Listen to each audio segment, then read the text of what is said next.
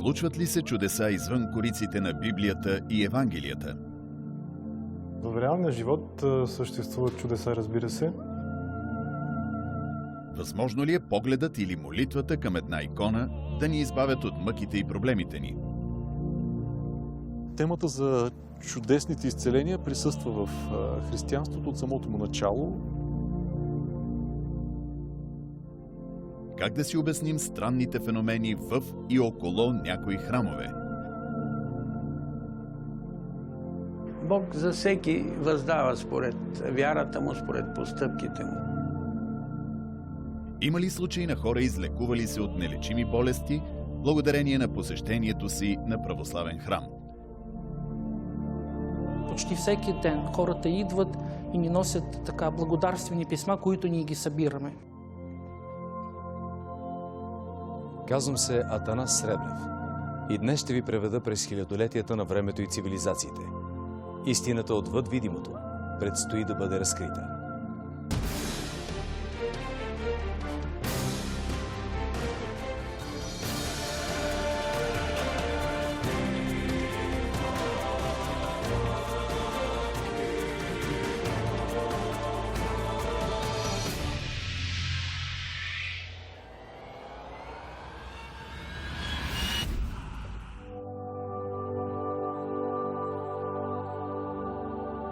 Искайте и ще ви се даде, казва Исус Христос.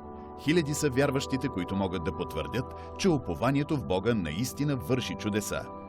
2000 години след най-голямото чудо в историята на християнството, а именно Възкресението, историите на хора, преборили нелечими болести, прогледнали, проговорили или проходили, въпреки категоричните си диагнози, не спират да ни изненадват и да ни карат да вярваме в чудесата на Божествения храм. Векове наред хората са посещавали храмове, църкви и манастири, за да усетят притегателната сила на Бог и да получат опрощение и изцеление. Факт е, че и до ден днешен чуваме безброй истории за хора, излекували се от всякакви заболявания, само с едно посещение в правилния божествен храм. Какви чудеса крият църквите и манастирите в България? И способно ли е докосването до една икона наистина да промени човешкия живот? Отговорите на тези въпроси ще научите, ако останете с големите загадки.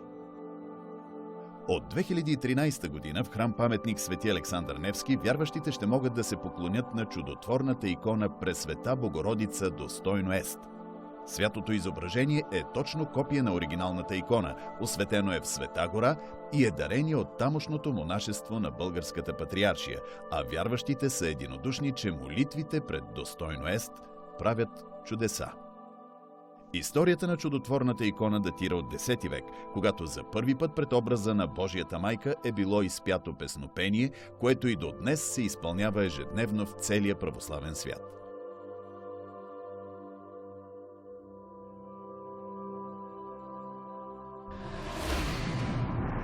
Протоиерей Серафим, предстоятел на храм Свети Мина в Софийския квартал Модерно предградие. Това е голяма заблуда, че иконата върши чудото. Всъщност иконата е изображение, което показва до някаква степен как е изглеждал светеца по време на земния си живот. Защото в днешно време той е на небето и е дух и няма материално изображение. Но ние хората така сме устроени и Бог знае, той ни е сътворил, че трябва да видим, да пипнем, както неверни Тома, за да повярваме, че това наистина съществува.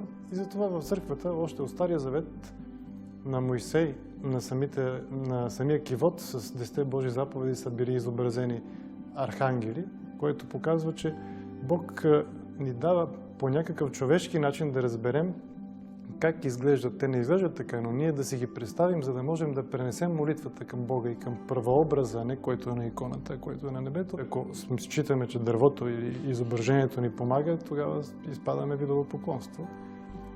Няма как да ни помогне дървото.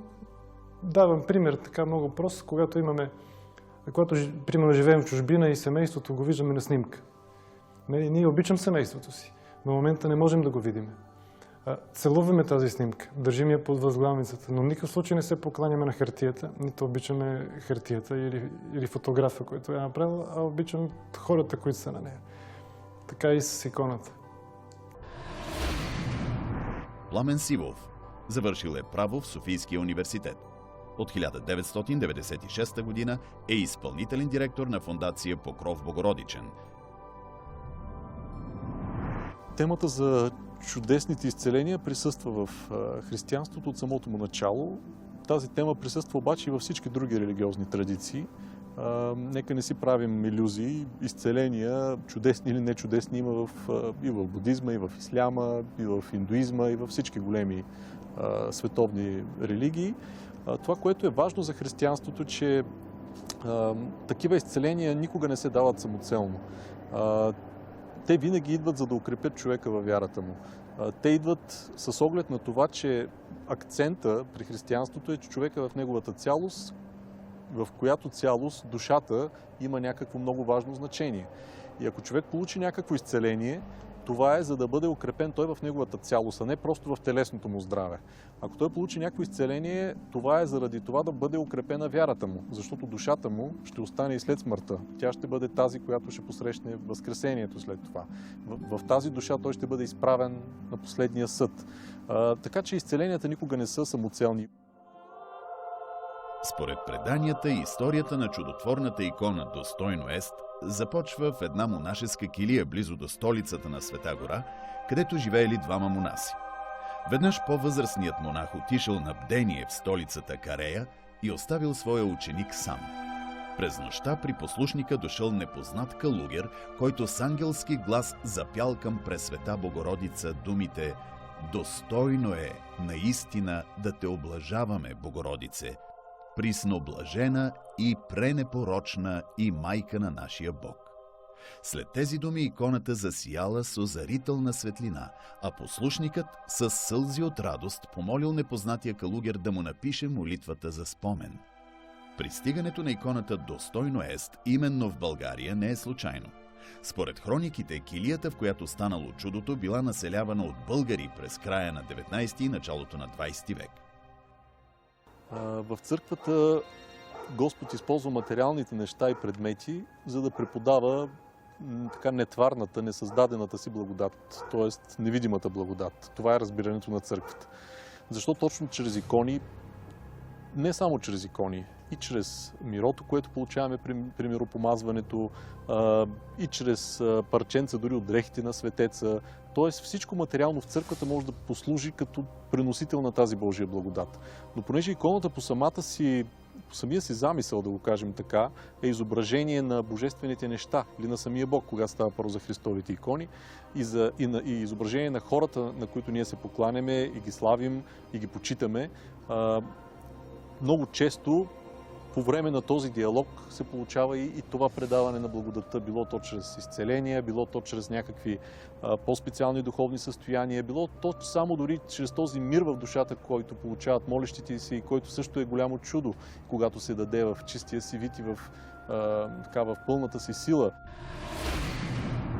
Иеромонах Зотик, секретар на подворието на патриарх Московски и на цяла Русия в България, Свети Николай Мирликийски чудотворец, завършил Богословския и историческия факултет на Софийския университет.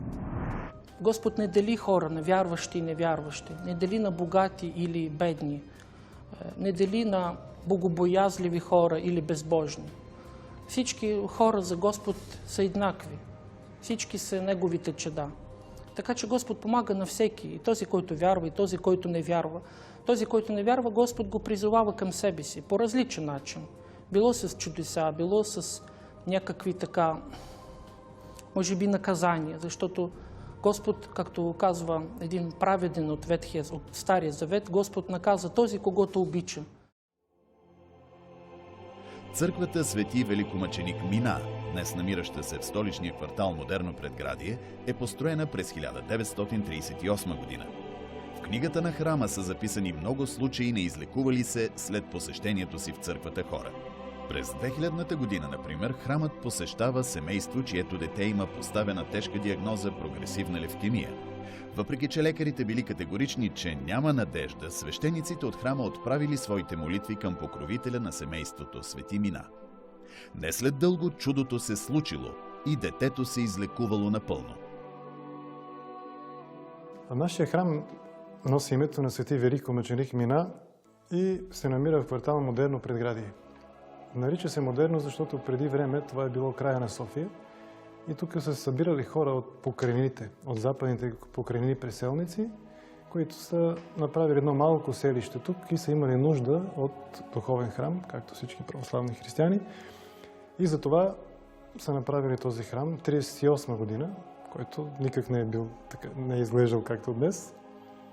Тук са отправили своите молитви към Бога. Вярва се, че тук е имало манастир преди време, преди над 100 години и заради това на това място е построен и храма. Светец е известен в цяла България и извън нея. Посветени са много храмове на него. И нашия храм така е енорийски храм, не е манастир, който поддържа енорията на Люлин и квартал Модерно предградие и квартал Република, обгрижва нуждите на тези хора, живеещи в тази енория.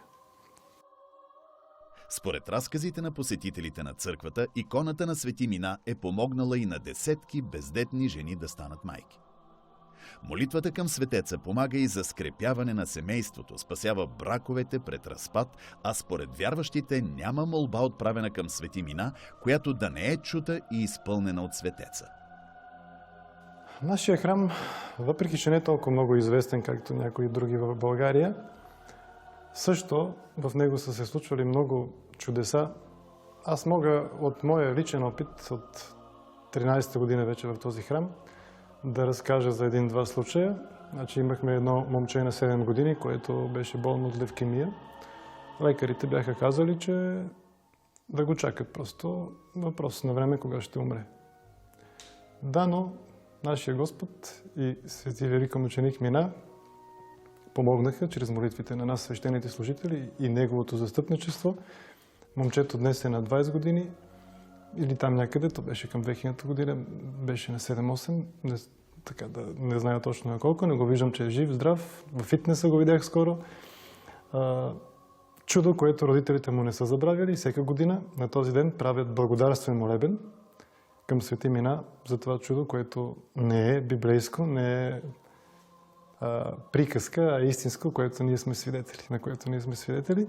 Имаме много бездетни майки, където са казали лекарите, че нямат физическа възможност по никакъв случай да имат деца. Някои от тях имат близнаци, благодарят от чужбина, изпращат поздрави, помощи за храма. И лекарите, както винаги, казват, слягат рамене и това е чудо. Тоест и те не отричат, че медицината в случая не може да го обясни. Ние, разбира се, казваме, което е невъзможно за хората, е възможно за Бога. Величка Янева, енорияш и служител в храм Свети Мина. При нас дойде семейство от Варна. Дълги години няма дечица. И миналата зима тук ги венчахме. И малко сега преди цветница се обадиха, че има 2 прекрасни близначета момиченца. И другия случай за едно детенце на 3-4 години, което не можеше да говори. Баба му и дядо му го водиха редовно в храма. Сега вече от няколко месеца не може да спре да бърбори. Свети Мина извършва чудеса.